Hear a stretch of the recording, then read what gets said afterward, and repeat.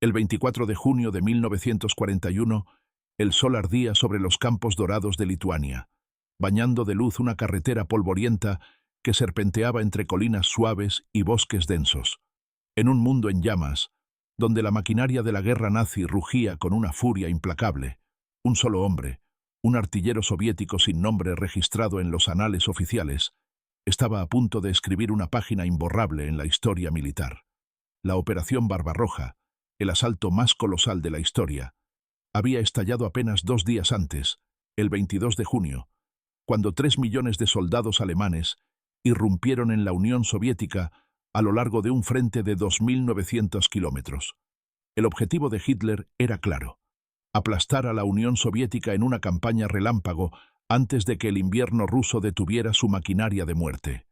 Pero en las afueras de la ciudad lituana de Raseiniai, un cruce estratégico de caminos vitales hacia el corazón soviético, un acto de audacia cambiaría el curso de una batalla y dejaría una marca imborrable en la guerra. En el sector norte, la sexta división Panzer del Grupo de Ejércitos Norte avanzaba como una avalancha de acero hacia Leningrado, atravesando los estados bálticos con una precisión aterradora. Sus 245 tanques, liderados por los Panzer III con cañones de 50 mm y blindaje frontal de hasta 70 mm, encarnaban el pináculo de la guerra mecanizada: velocidad, potencia y coordinación implacable. Frente a ellos, el tercer cuerpo mecanizado soviético, diezmado y desorganizado, luchaba por montar una defensa desesperada. Sus cañones antitanque de 45 mm, obsoletos y efectivos solo a corta distancia, eran poco más que una súplica contra la marea de acero nazi.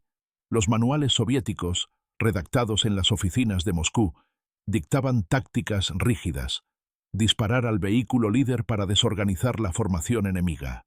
Pero en el caos del campo de batalla, donde el polvo, el sudor y el miedo dictaban las reglas, los manuales eran papel mojado.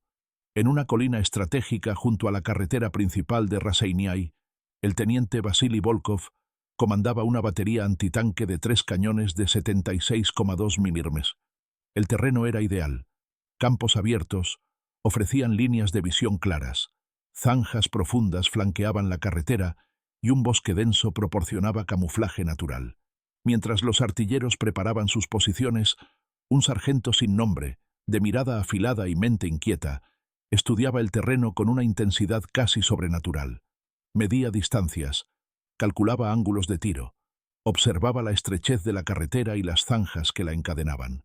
Sus manos callosas, marcadas por años de trabajo en los cañones, cargaban proyectiles perforantes BR-350A, capaces de penetrar 69 milímetros de blindaje a 1000 metros. Mientras el sol se ponía en el horizonte, los observadores soviéticos reportaron movimiento enemigo desde el oeste. Una columna blindada alemana se acercaba y el destino estaba a punto de girar. Desde el Vaduz, campanario de una iglesia abandonada, un observador soviético divisó la formación enemiga. 22 vehículos, encabezados por 2 Panzer III, seguidos por el grueso de la columna y custodiados en la retaguardia por 2 Panzer IV. Era el segundo batallón del primer regimiento Panzer, una fuerza que había avanzado 40 kilómetros ese día sin apenas resistencia. El Hauptmann Klaus Becker, comandante de la columna, viajaba en el tercer tanque, un Panzer III-J, desde donde controlaba la formación con disciplina prusiana. Los tanques avanzaban en perfecta sincronía, levantando nubes de polvo bajo el calor abrasador del verano lituano. Dentro de los vehículos, las tripulaciones sudaban en compartimentos que superaban los 40 de Glemsrau, mientras los motores Maybach HL-120 rugían con un estruendo que resonaba a kilómetros. En la posición soviética, la tensión era palpable. Volkov dio la orden: preparar cañones. Objetivo: vehículo líder. Esperen mi señal. Los artilleros ajustaron sus miras. Los cargadores colocaron proyectiles en las recámaras. Pero el sargento anónimo, con una chispa de genialidad desafiante, ignoró la orden. Sus cálculos eran distintos. Había notado algo que los manuales no contemplaban. La carretera se estrechaba en un pequeño puente de piedra sobre un arroyo, reduciendo su ancho a apenas 4 metros.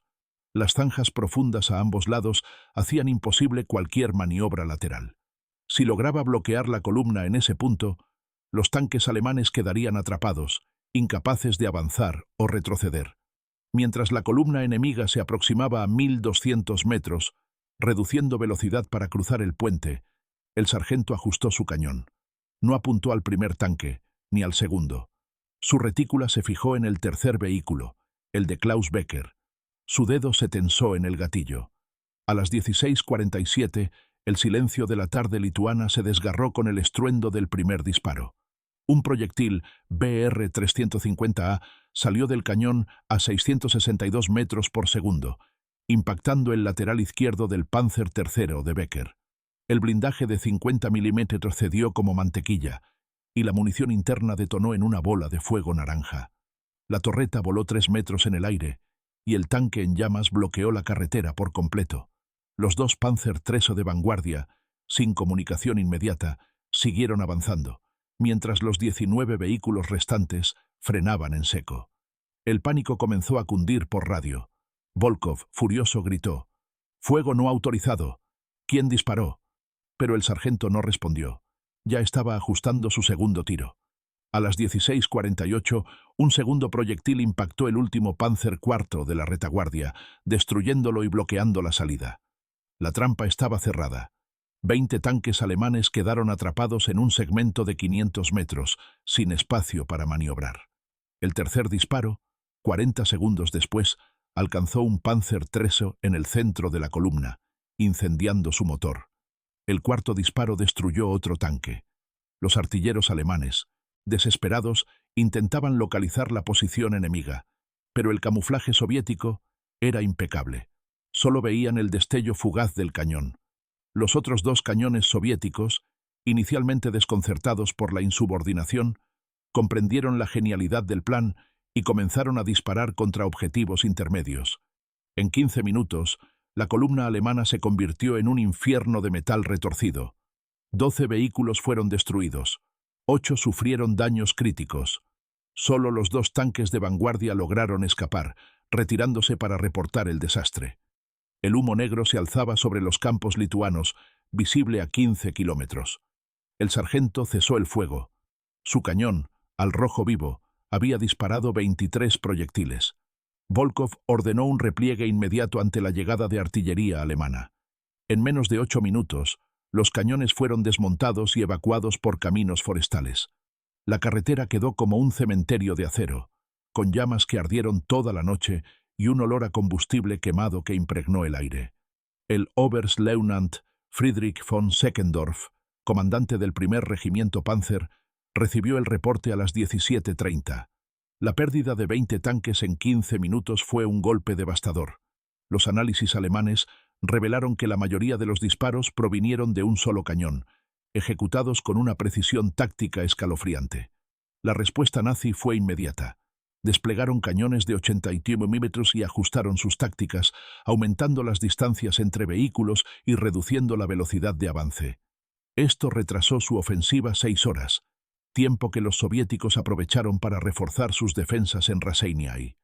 La historia del sargento anónimo se propagó entre las tropas soviéticas, distorsionada por la propaganda. Algunos hablaban de 5 cañones heroicos, otros de una batería completa. La verdad era más humilde y extraordinaria.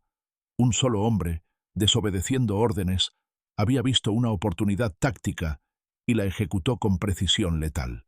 El teniente Volkov, dividido entre la insubordinación y el éxito, redactó un reporte vago que elogiaba la iniciativa táctica sin mencionar la desobediencia. El impacto del artillero resonó más allá de Raseiniai. En julio de 1941, el coronel Georgi Timofeev, jefe de artillería del Frente Noroeste, identificó el patrón de bloqueo en columna en reportes de campo. El 8 de julio, emitió la directiva de artillería número 47, formalizando la táctica del sargento. Las unidades que la adoptaron reportaron un 40% más de éxitos contra columnas Panzer. Los alemanes, obligados a dispersar sus formaciones, perdieron velocidad, un factor crítico en su guerra relámpago. El sargento nunca recibió reconocimiento oficial. Sus registros se perdieron en una retirada posterior, y su nombre se desvaneció en el caos de la guerra, pero su legado perduró. Durante las batallas defensivas de Moscú en 1941, el método de bloqueo destruyó cientos de tanques alemanes, retrasando avances cruciales. En los campos de Raseiniai, fragmentos oxidados de Panzer III y IV aún yacen, testigos mudos de un momento en que un hombre, con un solo cañón y una idea audaz, desafió la maquinaria de guerra nazi y cambió la historia.